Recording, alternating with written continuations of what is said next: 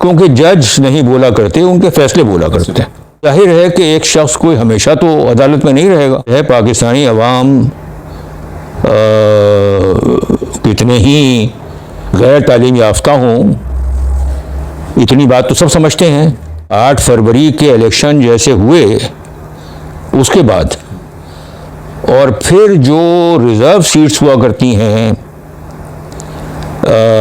Minorities की या ख़वातीन की, उस सब कहानी के बाद कि जो हकदार से उनसे वो सीटें मिली, हम अपनी ही एक कोड बना देंगे और उसका हम नाम फेडरल कॉन्स्टिट्यूशनल कोड रखें। ये प्लान बी तैयार हुआ। फरीक ये चाहता है कि सल्तनत पर से कभी सूरज गुरूब ना हो। वो ये चाहता है कि उसकी हुकूमत कभी इख्तिताम पजीर ना हो। फैज़ ईसा साहब की तकरीर हुई और उनके फैसले अगर आप उठा करके देखें, क्योंकि जज नहीं बोला करते, उनके फैसले बोला करते हैं। तो आप ये देखेंगे कि जो भी मौजूदा हुकूमतें इस वक्त हैं, नून लीग की हुकूमत हो या पीपी की हुकूमत हो या उनके इत्तेहादी हों, तो फैसले उन्हीं के हक में गए। अब जाहिर है कि एक शख्स कोई हमेशा तो अदालत में नहीं रहेगा। उनका तकरीबन कोई 1 साल के लगभग टेन्योर था, वो पूरा होने लगा। तो इनका जो प्लान ए बना, मौजूदा जो PDM-2 है उनका, वो ये बना कि किसी तरीके से काजी साहब की जो मुद्दत मुलाजमत है उसमें इजाफा कर दिया जाए। अब अगर सिर्फ उनकी मुद्दत मुलाजमत में इजाफा होता तो जाहिर है पाकिस्तानी अवाम कितने ही गैर तालीम याफ्ता हों, इतनी बात तो सब समझते हैं, तो उस पर एतराज़ात उठते।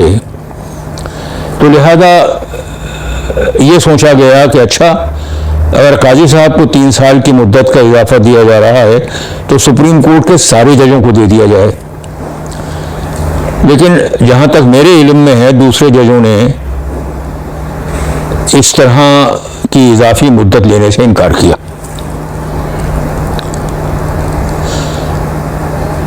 तो लिहाजा इस सूरत हाल में इनको आईनी तरमीम की तरफ जाना पड़ा। अब आईनी तरमीम कोई मामूली बात तो है नहीं, इनके पास वो नंबर भी नहीं है। 8 फरवरी के इलेक्शन जैसे हुए उसके बाद और फिर जो रिज़र्व सीट्स हुआ करती हैं माइनॉरिटीज़ की या ख़वातीन की, उस सब कहानी के बाद कि जो हकदार से उनसे वो सीटें भी ले ली गई, तब भी इनके पास वो नंबर नहीं पूरे हो रहे थे। अब अगर नंबर वो पूरे नहीं होते तो जो 2/3 अक्सरियत दरकार है आइन की तरमीम के लिए, उसमें फिर JUI और मौलाना फजलुर रहमान को एक ही सफ़े पे लेने की ज़रूरत है। अब वो सारी चीज़ें तो मानेंगे नहीं। तो लिहाजा प्लान बी ये तैयार हुआ कि अगर मौलाना किसी वजह से काजी फैज़ ईसा साहब को 3 साल की मज़ीद मुद्दत देना गवारा ना करें तो फिर क्या? तो फिर ये हुआ कि सुप्रीम कोर्ट को लानत, हम अपनी ही एक कोड बना देंगे और उसका हम नाम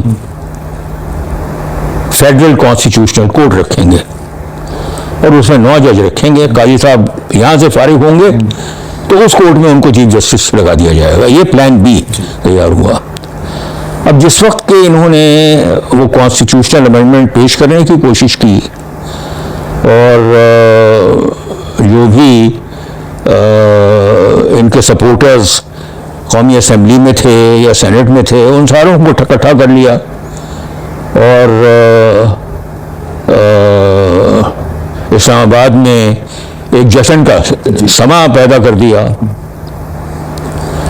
तो मौलाना ने ये कहा कि भाई मैं तो किसी की मुद्दत बढ़ाने के हक में भी नहीं हूँ, मैं तो जो अफसरशाही है जी, ख्वाह वो सिविल हो या मिलिट्री हो, उनकी भी मुद्दत मुलाजमत बढ़ाने के हक में नहीं हूँ। कह जाएगा कि सुप्रीम कोर्ट के चीफ जस्टिस की मुद्दत बढ़ाऊँ। तो उनसे ये कहा गया कि जी फिर ऐसा करें कि इस तरमीम को हम छोड़ देते हैं, ये जो हमारा प्लान बी है, जाहिर है ये तो नहीं कहा होगा कि प्लान बी है, लेकिन ये जो दूसरा हमारा एक मुतबादल तरीक़ाकार है कि हम एक कॉन्स्टिट्यूशनल कोर्ट चाहते हैं, तो उस पर आप हमें सपोर्ट कीजिए। तो उन्होंने कहा कि भाई आपकी हालत तो ये है कि आइन में आप 47 तरामीम लेके आ रहे हैं और आपने उसका मसौदा खुद अपना जो लॉ मिनिस्टर है उसको नहीं दिया, पता नहीं कहाँ से आपने वो आइनी तरमीम तैयार कराई है, और हमें तो देने की क्या बात है और दूसरों को देने की क्या बात है।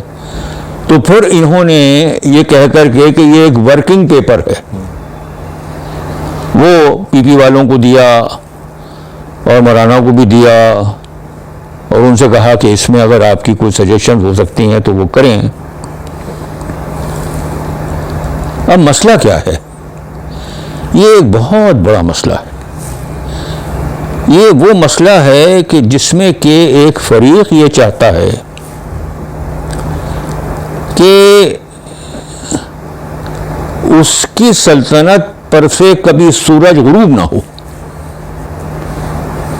वो ये चाहता है कि उसकी हुकूमत कभी इख्तिताम पजीर ना हो। उसके लिए जाहिर है कि अवामी मैंडेट तो इतना लंबा नहीं हो सकता, तो अंपायर को खरीद लो।